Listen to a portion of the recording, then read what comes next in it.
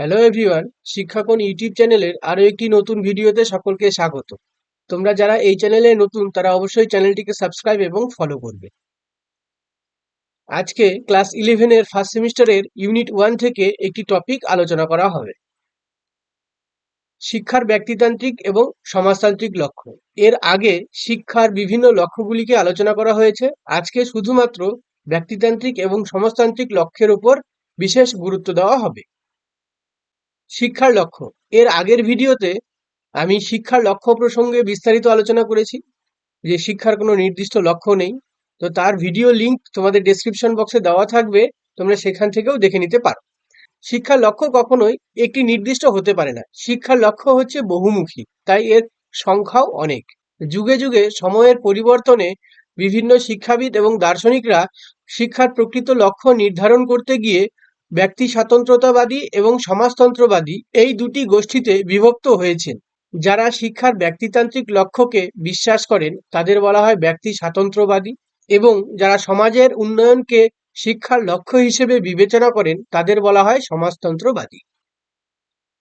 যে শিক্ষা শিশুর আগ্রহ, প্রবণতা, সামর্থ্য অনুযায়ী গড়ে ওঠে এবং সেই অনুযায়ী শিক্ষার লক্ষ্য নির্ধারণ করা হয় তাকেই বলা হয় শিক্ষার ব্যক্তিতান্ত্রিক লক্ষ্য। অন্যদিকে যে শিক্ষা ব্যবস্থা সমাজের প্রয়োজন ও চাহিদার উপর নির্ভর করে সমাজের কল্যাণ সাধিত হয় তাকেই বলা হয় সমাজতান্ত্রিক শিক্ষা। এই শিক্ষার মূল লক্ষ্য হলো সমাজের সার্বিক উন্নয়ন বা বিকাশ সাধন করা। তার মানে এখানে শিক্ষার লক্ষ্যকে কেন্দ্র করে দুটো ধারা রয়েছে, এক হচ্ছে ব্যক্তিতান্ত্রিক, দুই হচ্ছে সমাজতান্ত্রিক। যে শিক্ষা ব্যক্তিকে কেন্দ্র করে গড়ে ওঠে তা হলো ব্যক্তিতান্ত্রিক শিক্ষা, এবং যে শিক্ষা সমাজের উন্নয়নকে কেন্দ্র করে গড়ে ওঠে তাই হলো সমাজতান্ত্রিক শিক্ষা। এবার আলোচনা করা হবে শিক্ষার ব্যক্তিতান্ত্রিক লক্ষ্য। শিক্ষার ব্যক্তিতান্ত্রিক লক্ষ্য হলো শিশুর সর্বাঙ্গীন বিকাশ ঘটানো, অর্থাৎ যে শিক্ষায় ব্যক্তিকে বিশেষ গুরুত্ব দেওয়া হয় তাকেই ব্যক্তিতান্ত্রিক শিক্ষা লক্ষ্য বলে। এ প্রসঙ্গে সক্রেটিস বলেছেন, মানব প্রজাতির মূলে রয়েছে মানুষ, সকল বিষয়ে মানুষই একমাত্র বিবেচ্য। অর্থাৎ যে কোনো ঘটনা বা কাজের পেছনে মানুষের অবদান যথেষ্ট গুরুত্বপূর্ণ। এবার আমরা দেখে নেই শিক্ষার ব্যক্তিতান্ত্রিক লক্ষ্যের সমর্থকগণ কারা কারা কারা শিক্ষার ব্যক্তিতান্ত্রিক লক্ষ্যকে সমর্থন করেছেন। Socrates, Aristotle, Plato, Rousseau, Froebel এরা হচ্ছেন পাশ্চাত্য শিক্ষাবিদ। বিবেকানন্দ ও গান্ধীজি এরা হলেন ব্যক্তিতান্ত্রিক লক্ষ্যের সমর্থক, কিন্তু এরা ভারতীয় শিক্ষাবিদ। শিক্ষার ব্যক্তিতান্ত্রিক লক্ষ্যের বৈশিষ্ট্য। শিক্ষার ব্যক্তিতান্ত্রিক লক্ষ্য প্রসঙ্গে আলোচনা করলে যে সকল বৈশিষ্ট্যগুলো লক্ষ্য করা যায় সেগুলো এবার একে একে আলোচনা করা হবে। ব্যক্তিকেন্দ্রিক। ব্যক্তিতান্ত্রিক শিক্ষা যেহেতু প্রত্যেকটি শিশুর সার্বিক বিকাশের উপর নির্ভর করে গড়ে ওঠে বা তার বিকাশের উপর গুরুত্ব দেয়, তাই একে ব্যক্তিকেন্দ্রিক বা ইন্ডিভিজুয়ালিস্টিক্স বলা হয়ে থাকে। স্বাধীনতা কেন্দ্রিক। ব্যক্তিতান্ত্রিক শিক্ষা ব্যবস্থায় সর্বদা শিশু বা ব্যক্তির স্বাধীনতার উপর গুরুত্ব প্রদান করে তার চাহিদা, প্রয়োজন, ক্ষমতা, দক্ষতার উপর নির্ভর করে শিক্ষা প্রদান করা হয়ে থাকে। এরপরে রয়েছে সৃজনধর্মী। প্রত্যেকটি শিশুর মধ্যে কিছু সৃজনী প্রতিভা সুপ্ত অবস্থায় থাকে। ব্যক্তিতান্ত্রিক শিক্ষার লক্ষ্য হলো সেই সকল সৃজনী প্রতিভার বিকাশ সাধন করা। বিকাশ ধর্মী প্রক্রিয়া। শিক্ষা একটি বিকাশধর্মী প্রক্রিয়া। তার মধ্যে ব্যক্তিকেন্দ্রিক শিক্ষার লক্ষ্য হলো প্রত্যেকটি শিশুর মধ্যে যে সকল সম্ভাবনাগুলো থাকবে তার সার্বিক বিকাশ সাধন করা। জীবনব্যাপী প্রক্রিয়া। শিক্ষা হলো একটি জীবনব্যাপী প্রক্রিয়া। ব্যক্তিতান্ত্রিক শিক্ষার লক্ষ্য হবে জন্মের পর থেকে মৃত্যুর আগ পর্যন্ত প্রত্যেকটি ব্যক্তির জীবনে তার যেন সমস্ত দিকের বিকাশ সার্বিকভাবে সম্পন্ন হয় এবং তা হবে সারা জীবনব্যাপী। এবার দেখে নেওয়া যাক শিক্ষার ব্যক্তিতান্ত্রিক লক্ষ্যের সুবিধা। কি কি সুবিধা রয়েছে ব্যক্তিতান্ত্রিক শিক্ষার ক্ষেত্রে। শিশুর সুপ্ত সম্ভাবনার বিকাশ সাধন। এই শিক্ষা ব্যবস্থায় প্রত্যেকটি শিশুকে গুরুত্ব দিয়ে শিক্ষা প্রদান করা হয়, সেক্ষেত্রে তার যে সম্ভাবনাগুলো রয়েছে তার পূর্ণ বিকাশ ঘটে। সৃজনশীলতার বিকাশ। এর আগেই বললাম প্রত্যেকটি শিশুর মধ্যেই কিছু সৃজনশীল প্রতিভা সুপ্ত অবস্থায় থাকে, তাই ব্যক্তিতান্ত্রিক শিক্ষার মাধ্যমেই তার যে সৃজনী প্রতিভাগুলো রয়েছে সেগুলো শনাক্তকরণ এবং তার বিকাশ সাধন সম্ভব। মানসিক বিকাশ। ব্যক্তিতান্ত্রিক শিক্ষার মাধ্যমেই শিক্ষকরা প্রত্যেকটি শিশুকে আলাদা আলাদা কাজকর্ম প্রদানের মাধ্যমে তার যে মানসিক সম্ভাবনাগুলো রয়েছে তার পূর্ণ বিকাশ ঘটাতে সাহায্য করে। অভিজ্ঞতার সঞ্চয় ও সঞ্চালন। শিক্ষার মাধ্যমেই আমরা বিভিন্ন বিষয়বস্তু এবং ঘটনা থেকে নানা ধরনের জ্ঞান এবং অভিজ্ঞতা অর্জন করে থাকি। ব্যক্তিতান্ত্রিক শিক্ষার মাধ্যমে এই জ্ঞান এবং অভিজ্ঞতাগুলি সঞ্চয়ের পাশাপাশি এক জায়গা থেকে অন্য জায়গায় কিন্তু আমরা স্থানান্তর করতে পারি এবং শিক্ষক মহাশয় বা যারা অভিজ্ঞ ব্যক্তি রয়েছেন তারা আমাদের এই ক্ষেত্রে সাহায্য করে থাকে। আত্ম উপলব্ধি ও আত্মবিকাশ। নিজেকে জানার ক্ষেত্রে এবং নিজেকে উপলব্ধি করার ক্ষেত্রে এবং তার সঙ্গে নিজের বিকাশ সাধনের ক্ষেত্রে ব্যক্তিতান্ত্রিক শিক্ষা কিন্তু যথেষ্ট গুরুত্বপূর্ণ ভূমিকা পালন করে থাকে। এবার আসি শিক্ষার ব্যক্তিতান্ত্রিক লক্ষ্যের অসুবিধাগুলো কি কি। আত্মকেন্দ্রিক। অধিকাংশ স্বাধীনতা এবং অধিকাংশ যত্নের ফলে শিশুরা আত্মকেন্দ্রিক হয়ে পড়ে। সবসময় তারা ভাবে যে শ্রেণীকক্ষে আর ৫ জন শিক্ষার্থীর চেয়ে শিক্ষক মহাশয় আমাকে বেশি গুরুত্ব দেবে। ব্যয়বহুল পদ্ধতি। একটি শ্রেণীকক্ষে অনেকগুলো শিক্ষার্থী থাকে, সেক্ষেত্রে প্রত্যেকটি শিক্ষার্থীর জন্য আলাদা আলাদা যদি পদ্ধতি অবলম্বন করা হয় সেক্ষেত্রে শিক্ষার সময় এবং অর্থ যথেষ্ট পরিমাণে বেশি খরচ হবে, তাই একে ব্যয়বহুল পদ্ধতিও বলা হয়ে থাকে। নিয়ন্ত্রণের অভাব। ব্যক্তিতান্ত্রিক শিক্ষার মাধ্যমে শিক্ষার্থীদের কিন্তু সঠিকভাবে নিয়ন্ত্রণ করা সম্ভব নয়, কারণ একসঙ্গে ১০ জন ১৫ জন শিক্ষার্থীকে আলাদা আলাদাভাবে তাকে সঠিক শিক্ষা প্রদানের মাধ্যমে তাদের নিয়ন্ত্রণ করা সম্ভব নয়। উশৃঙ্খলতা। ব্যক্তিতান্ত্রিক শিক্ষায় শিশুদের অধিকতর স্বাধীনতা প্রদান করা হয়ে থাকে এবং এর পাশাপাশি তাদের চাহিদা ও প্রয়োজনকে প্রাধান্য দেওয়ার ফলে তাদের মধ্যে উশৃঙ্খলতার একটি সম্ভাবনা থেকে যায়। সামাজিক উন্নতি ব্যাহত।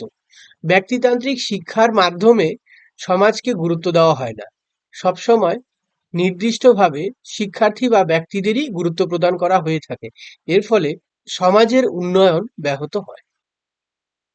এবার আমরা দেখব শিক্ষার সমাজতান্ত্রিক লক্ষ্য। সাধারণত যে শিক্ষা সমাজকে কেন্দ্র করে বা সমাজের উন্নয়নকে কেন্দ্র করে গড়ে ওঠে তাই হলো সমাজতান্ত্রিক শিক্ষার লক্ষ্য। শিক্ষার লক্ষ্যের মধ্যে এই লক্ষ্যটি সমাজকে কেন্দ্র করে রচিত হয়, অর্থাৎ শিক্ষার মাধ্যমে সামাজিক উন্নতিকরণ এই লক্ষ্যের প্রধান বিষয়। এখানে সমাজকে ব্যক্তি অপেক্ষা অধিক গুরুত্ব আরোপ করা হয়ে থাকে, অর্থাৎ এই লক্ষ্যে বিশ্বাসী সমর্থকগণ মনে করেন সমাজকে কেন্দ্র করেই ব্যক্তির অস্তিত্ব নির্ভর করে, এককভাবে ব্যক্তির কোনো অস্তিত্ব নেই, তাই সমাজের উন্নয়নই হবে শিক্ষার একমাত্র লক্ষ্য। এটা তো আমাদের মানতেই হবে, সমাজের বাইরে কোনো ব্যক্তির অস্তিত্ব নেই, কারণ একজন ব্যক্তি একাকী কখনোই বাঁচতে পারবে না কারোর সাহায্য ছাড়া। তাই আমাদের সমাজ ব্যবস্থা বা আমাদের সংঘবদ্ধভাবে বেঁচে থাকাটাই জীবনে জরুরি। সেক্ষেত্রে সমাজের উন্নয়নকেই সেক্ষেত্রে সার্বিকভাবে সমাজের উন্নয়নই হলো শিক্ষার একমাত্র লক্ষ্য। সমাজের উন্নয়ন ঘটলে আমাদের ব্যক্তির উন্নয়ন স্বাভাবিকভাবেই ঘটে থাকে। শিক্ষার যেসব লক্ষ্য সমাজকে কেন্দ্র করে স্থির করা হয় সেগুলিকেই সমাজতান্ত্রিক লক্ষ্য বলা হয়ে থাকে। এবার আমরা চোখ রাখবো শিক্ষার সমাজতান্ত্রিক লক্ষ্যের সমর্থকগণ কারা। শিক্ষার সমাজতান্ত্রিক লক্ষ্যের সমর্থক হলেন রস Bagri, John Dewey, Herbert Spencer. এরা সকলেই পাশ্চাত্যের সমর্থক এবং ভারতীয় সমর্থক হিসেবে গান্ধীজি হলেন একমাত্র যিনি সমাজতান্ত্রিক শিক্ষার সমর্থন করেছেন। সমাজতান্ত্রিক শিক্ষার লক্ষ্যের বৈশিষ্ট্য কি কি লক্ষ্য রয়েছে? সমাজের কল্যাণ সাধন। সমাজের কল্যাণই হলো শিক্ষার একমাত্র লক্ষ্য।